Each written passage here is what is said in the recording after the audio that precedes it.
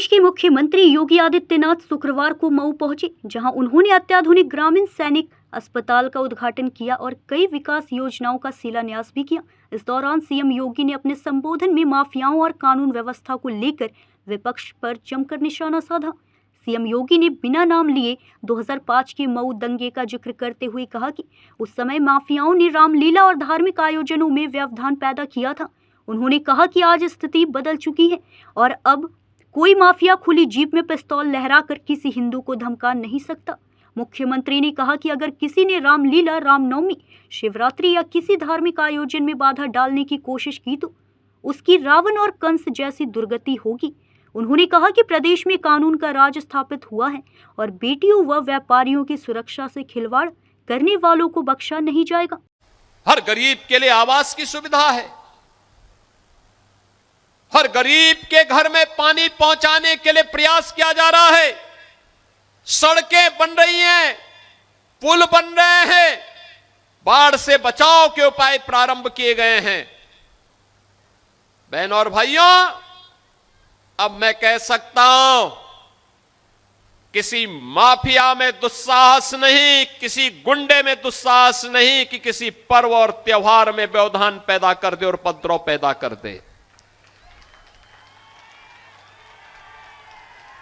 अगर कोई किसी रामलीला में, किसी यज्ञ और कथा में, किसी धार्मिक आयोजन में, रामनवमी हो, शिवरात्रि हो, जन्माष्टमी हो, रक्षाबंधन हो, इन आयोजनों में अगर किसी ने व्यवधान डाला तो पर्व तो मना ही लेगा, लेकिन उसके बाद यह तय है कि रावण और कंस जैसी दुर्गति उसकी तय है जो व्यवधान डालने वाला है। यह तय है कि अगर बेटी और व्यापारी की सुरक्षा में सेंध लगाई तो सेंध लगाने वाले का इंतजार तो फिर यमराज ही करेगा, बाकी किसी को नहीं करना चाहिए।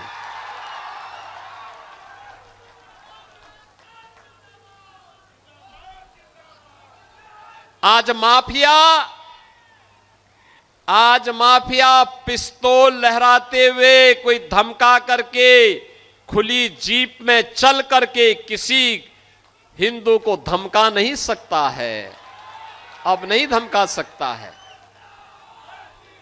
और इसीलिए बहनों और भाइयों, जब ये काम हुआ है, बिना रोक के, बिना टोक के, बिना किसी भय के, बिना रुके, बिना डिगे, बिना थके, जब ये अनवरत इस प्रकार के अभियान चले हैं, विकास का पैसा विकास में लग रहा है, तब ये सड़कें दिखाई दे रही हैं, तब पर्यटन के केंद्र संवर रहे हैं, तब पुल और पुलिया बन रही हैं, तब बिजली की परियोजनाएं तैयार हो पा रही हैं, तब विकास दिखाई दे रहा है। और सुरक्षा का माहौल है तो पैसा विकास का विकास में लग रहा है और गरीब का पैसा गरीब के पास जा रहा है।